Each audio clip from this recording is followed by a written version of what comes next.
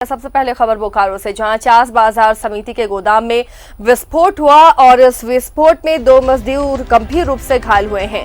पटाखे के गोदाम में लोडिंग के दौरान विस्फोट हुआ। दोनों मजदूरों को अस्पताल में भर्ती कराया गया है।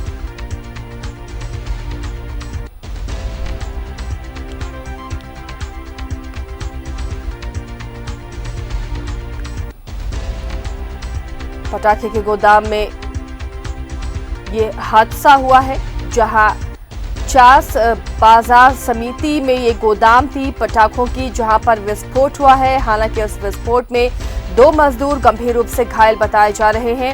कैसे ये विस्फोट हुआ है, इसकी तफ्तीश की जाएगी। बताया जा रहा है गोदाम में लोडिंग के दौरान ये विस्फोट हुआ है। आखिर लोडिंग के दौरान विस्फोट कैसे हुआ, क्या कोई चिंगारी लगी या फिर कोई और वजह थी, तमाम चीजों की तफ्तीश की जाएगी।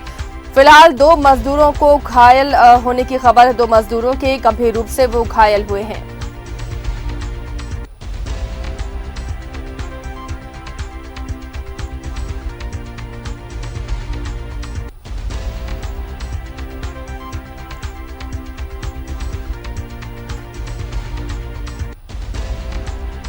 बोकारो से खबर, जहां चास बाजार समिति में गोदाम में विस्फोट हुआ है। बताया जा रहा है कि लोडिंग के दौरान ये विस्फोट हुआ है। अब तफ्तीश की जा रही है कि आखिर कैसे ये विस्फोट हुआ है। इस विस्फोट में देखिए गंभीर रूप से घायल हुए हैं मजदूर, जिनका ट्रीटमेंट चल रहा है।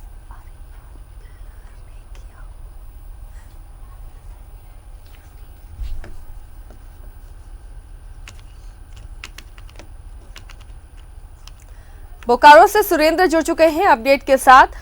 सुरेंद्र, विस्फोट में 2 मजदूरों के घायल होने की खबर मिल रही है। पटाखे का ये गोदाम था, क्या कोई भी सेफ्टी के प्रावधान नहीं थे? जो प्रोटोकॉल होते हैं कैसे गोदाम में, वो इंतजाम नहीं थे? आखिर कैसे विस्फोट हो गया?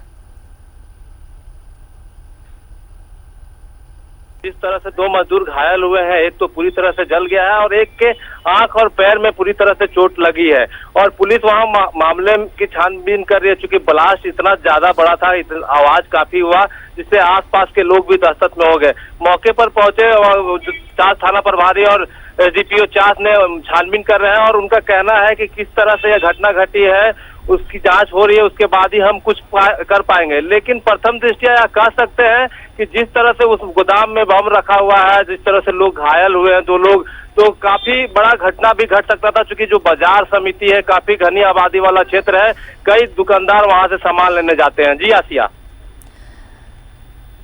फिलहाल शुक्रिया सुरेंद्र इस तमाम जानकारी के लिए। तो अब जांच की जाएगी कि आखिर ये विस्फोट इतना जबरदस्त कैसे हुआ है। क्या दुकान उन सारे पैमानों पर खरी उतर रही है? ये गोदाम अगर कहीं पर विस्फोटक रखा जाता है, पटाखे रखे जाते हैं, तो उसके लिए जो ज़रूरी गाइडलाइंस होते हैं, क्या वो तमाम ज़रूरी गाइडलाइंस थे? क्या फायर डिस्टिंग्विश यहाँ था? और आखिर विस्फोट कैसे हुआ? क्या सावधानी नहीं बरती गई थी? फिलहाल कई ऐसे सवाल हैं जिनका जवाब देना होगा जो इस गोदाम के मालिक हैं।